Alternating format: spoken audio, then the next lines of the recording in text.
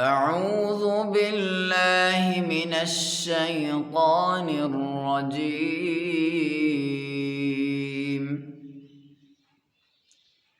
بسم الله الرحمن الرحيم.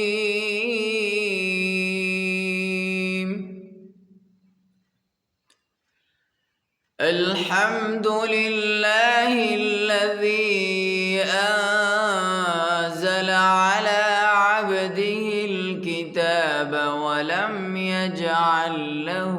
عوجا قيما لينذر بأسا شديدا من لدنه ويبشر المؤمنين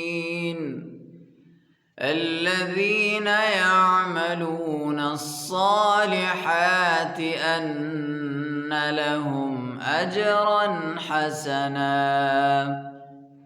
ماكثين فيه أبدا وينذر الذين قالوا اتخذ الله ولدا ما لهم به من علم ولا لآبائهم كبرت كلمة تخرج من أفواههم إن يقولون إلا كذبا فلعلك باخع نفسك على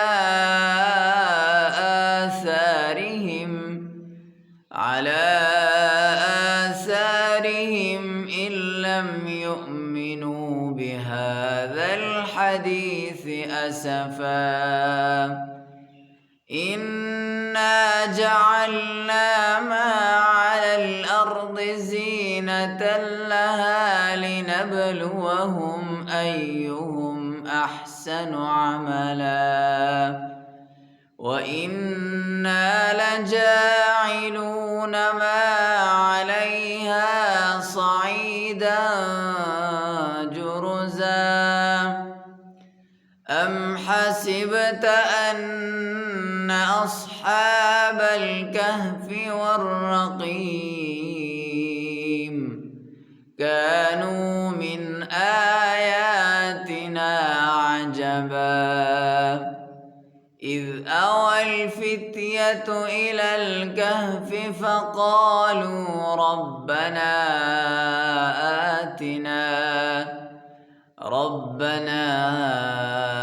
آتنا من لدنك رحمة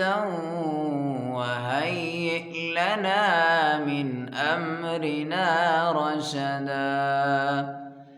فضربنا على آذانهم في الكهف سنين عددا ثم بعثناهم لنعلم أي الحزبين أحصى لما لبثوا أمدا.